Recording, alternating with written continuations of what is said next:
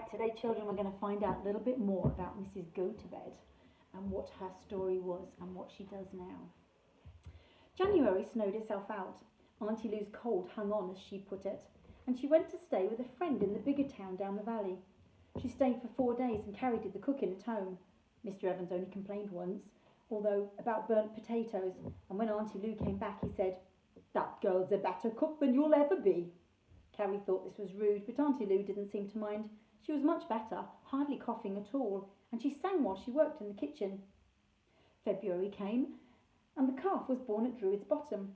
It was born on a Sunday afternoon, and Carrie and Albert and Nick saw it happen, the cow lowing, and Mr Johnny talking to her in his soft, bubbly voice, and pulling on the little hooves when they slowly appeared, and the astonishingly big calf coming out with a slippery rush, and then a few minutes later standing up in the straw on its thin, wobbly legs, its thickly lashed eyes mild and brown like its mother's.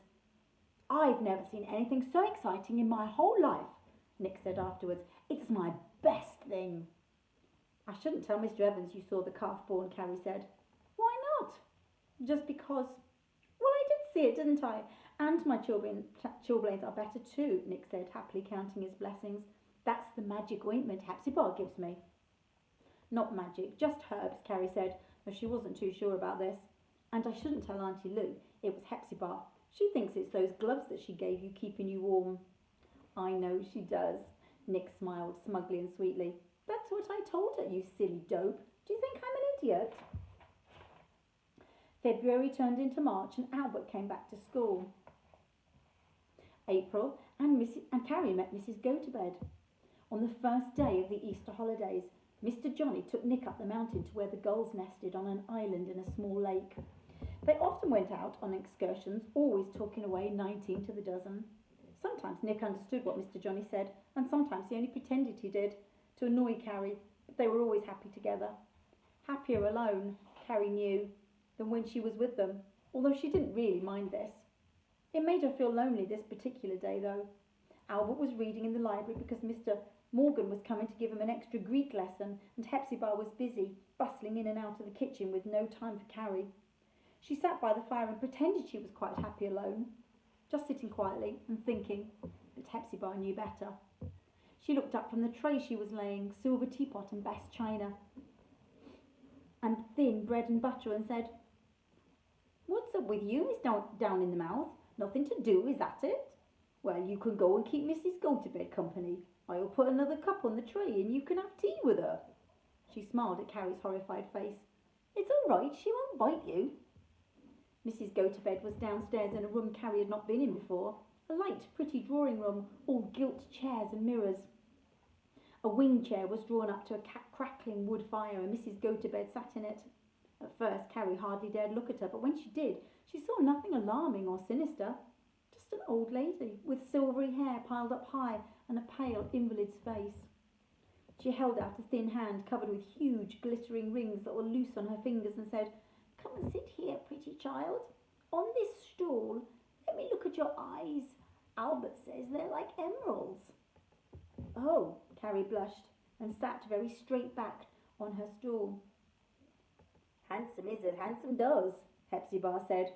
She put the tray on a low table and left them together. Mrs Gotobed smiled and her face crinkled up like pale paper. "Hepzibah thinks looks don't matter much, but they do you know? Do you like my dress?" She was wearing what seemed to be a red silk ball gown embroidered with silver flowers on the bodice and very long and full in the skirt. "It's lovely," Carrie said, though she thought it a strange dress for someone to wear in the daytime. Mrs Gotobed's hands, stroking her silken shirt, made a faint rasping sound.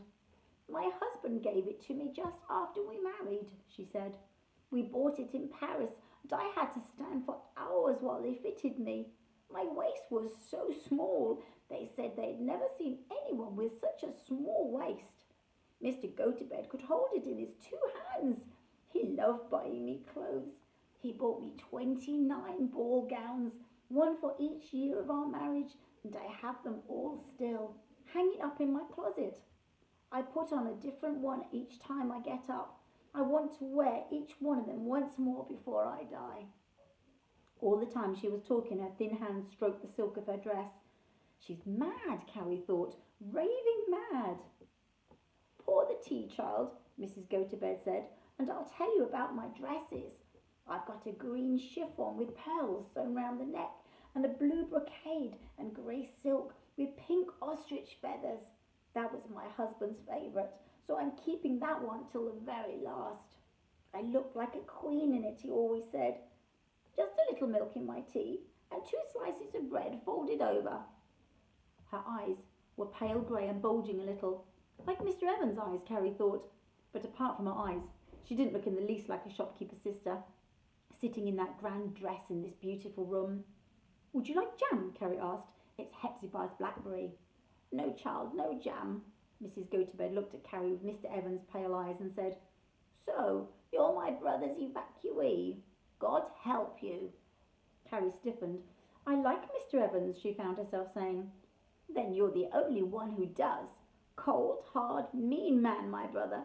How'd you get on with my baby sister Louisa? Oh, Auntie Lou's nice, Carrie said. She looked at Mrs Gotobed's claw-like ringed fingers holding her delicate cup and thought of Auntie Lou's little red hands that were always in water, washing dishes or scrubbing floors or peeling potatoes. Nice, but a fool, Mrs Gotobed said. No strength, or she'd have left him long ago. She'll lie down and let him walk over her till the end of her days. Does he walk over you? Carrie shook her head firmly. Not afraid of him? Well, if you're not, then you can tell him something from me.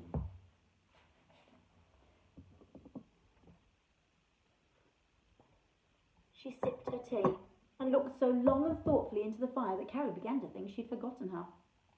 She'd finished all the bread and butter and scraped the dish of blackberry jam before Mrs Gotobed turned from the fire and spoke again, very slowly and clearly. When I die, she said, you can tell him from me that I hadn't forgotten him.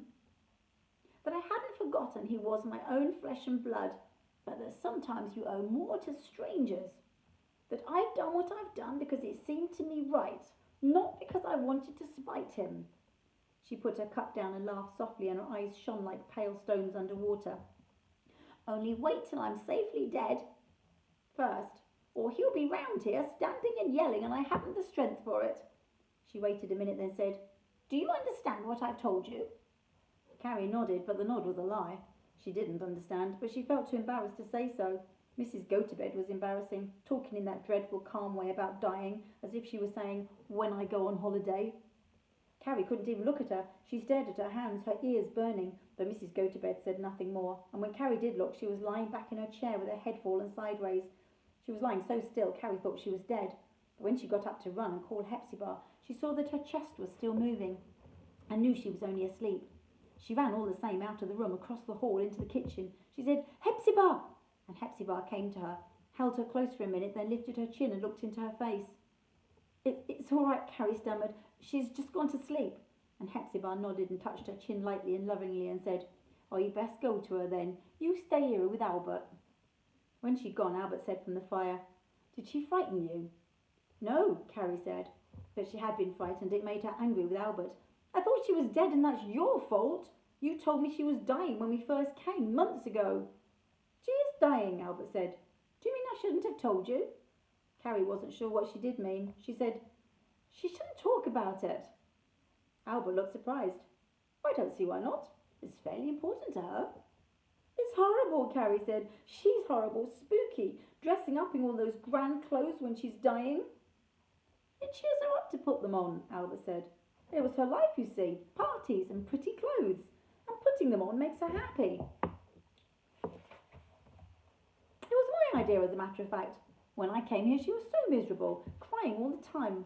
One evening she told Hepzibah to show me her dresses and cried because she'd never wear them again. I said, Why not? And she said, Because there was no point, no one to see. And I said, I'd like to see them. So she puts a dress on when she feels well enough, and I go and look, and she talks to me about the times she wore it before. It's quite interesting, really. He spoke as if this were a perfectly natural thing to do. Carrie thought of it, of the old sick woman dressing up in her jewels and her beautiful clothes, under this skinny, solemn, bespectacled boy watching her. It didn't seem natural at all. She said, You are funny, Albert. Funny peculiar, I mean, not ordinary. I would hate to be ordinary, Albert said. Wouldn't you? I don't know, Carrie said. Albert seemed so grown up suddenly it made her feel silly and young.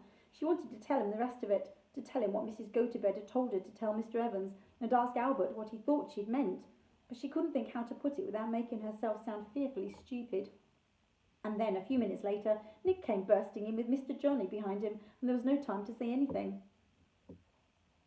Carrie's birthday was at the beginning of May. Mr Evans and Auntie Lou gave her handkerchiefs, and her mother sent her a green dress that was too tight in the chest and too short. Auntie Lou said she could sew a piece of material on the bottom to lengthen the skirt, but there was nothing she could do about the top, and Carrie cried a little, privately, not because the dress was no use, but because her mother should have guessed how much she'd grown. She felt miserable about this all afternoon, but better in the afternoon when they went back to Druid's Bottom after school. Hepzibah had cooked a cake with white icing and 12 candles, and Mr Johnny made her a crown of wild flowers to put on her head. "Now you're the Queen of the May," Hepzibah said. She wore the crown while they sat in the sunshine eating the cake, but by the time they were home it was already wilting a little. Albert walked them up through the grove. "You should soak it in the sacred spring," he said, "then maybe it will last forever." He didn't seem to be teasing. Carrie said, "You don't believe that?" Albert shrugged his shoulders. "Hepzibah half does. She fills bottles from the spring sometimes to make medicines. She says it's because the water is pure from the mountain, but she doesn't really believe it's just that, and perhaps it isn't. She put some spring water on my wart one evening and it was gone when I woke the next day." "Beans will do that," Carrie said, "or a fasting spit. Nick had a wart and he spat on it first thing every morning, and by the end of the week it was also gone." "That's magic," Albert said. "The spring is religion. That's different." "Do you mean the old religion?" Carrie laughed, to show she thought this was nonsense. "That's what Auntie Lou calls it, but then she's a bit silly." "Oh, I don't know," Albert said. "No one knows really, only that this was a sacred place once. Not just the grove, the whole mountains." Carrie felt cold, though it was a warm day, and above their heads, above the dark yews, the sun was still shining. She whispered. She didn't mean to whisper, but she couldn't help it. "The first time we came, when we were so scared, it wasn't just Mr Johnny. I thought I heard something before I heard him, a sort of big sigh, as if something were breathing. Don't laugh." "I'm not," Albert said. He was quiet for a little, then whispered as Carrie had done. "Unless there is something else, some secret power sleeping." "You're scared yourself," Carrie said, and he did laugh at her then. It was easy to laugh, because they were at the top of the path now, coming out of the grove into sunlight. A train was coming out of the tunnel. It rattled past them, blowing their clothes and their hair. Nick was some way along the line at the bend where the track curved round the mountain, and Carrie saw him put his hands over his ears as the train blew its whistle. "Poor Nick," she said. "He does hate it." Albert said, "Carrie," and she turned and saw his face close to hers. He kissed her, bumping her nose with his glasses, and said, "Happy birthday." Carrie couldn't think what to say. She said, "Thank you," very politely. Girls don't say thank you when they get kissed.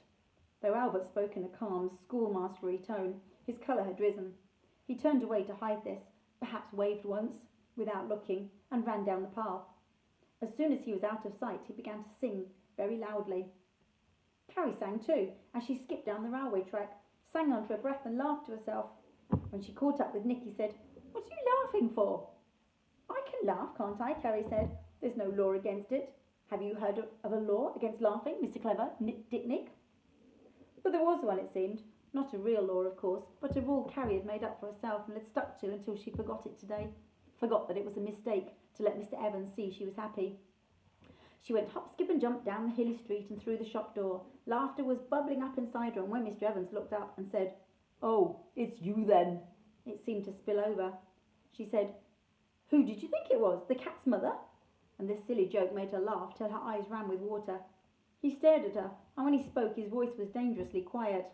"Whatever's got into you, girl?" Even then she wasn't warned.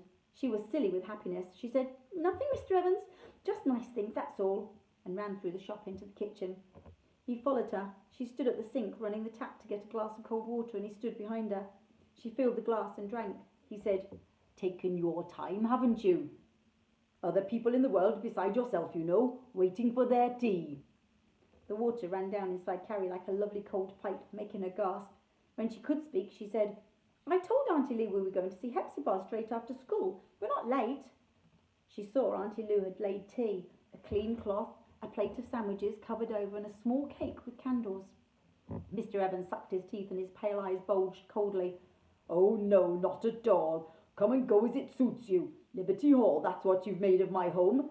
Your birthday tea ready, but you were having a better time somewhere else. Oh, don't trouble to answer. It's written all over you. I said we'd be back by 6:30, and we are, Carrie said. Oh, ordering your meals now, is it? Servants at your beck and call. That's our place. And no gratitude. Your auntie can slave for you, work her fingers to the bone, but it's Miss Green gets the thank yous. And what for, may I ask? Easy enough to keep open house when someone else pays, isn't it?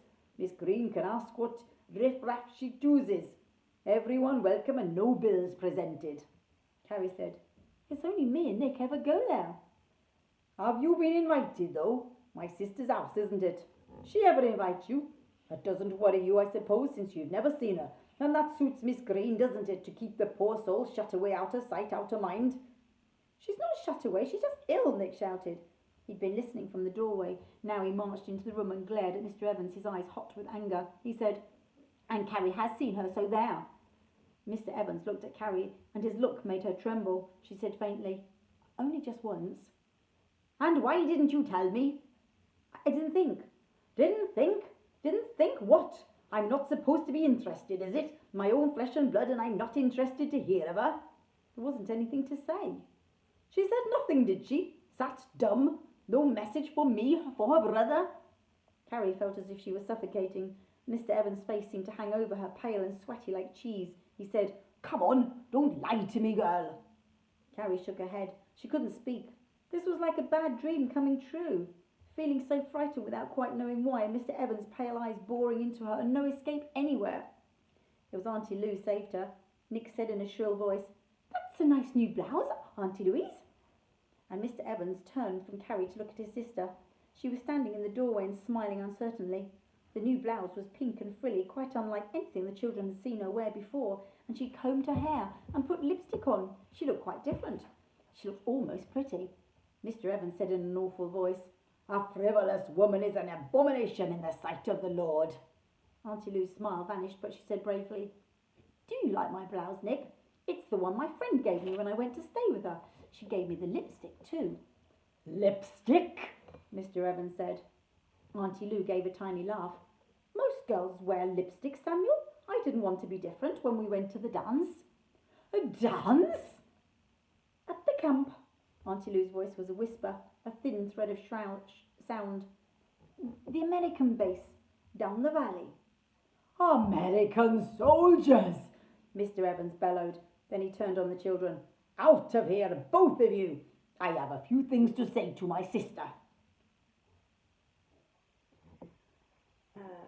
What was he on about? What did he want you to tell him? Nick said later. I don't know. You do then. Nick looked at her. I could tell by your face that you did. So could he, I expect.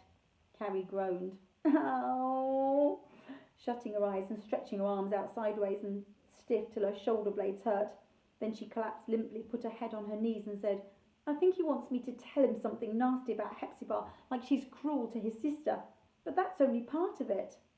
She thought of the message Mrs Gotobed had asked her to take to her brother, and then, because it frightened her to think about this, said loudly and passionately, I won't spy for him, I won't tell him anything. Keep your hair on, gal, Nick said in a mild, surprised voice. You don't have to, do you? I mean, he can't make you. I don't know, Carrie said. I don't know. So today we're going to learn a little bit about Mrs Gotobed's dresses.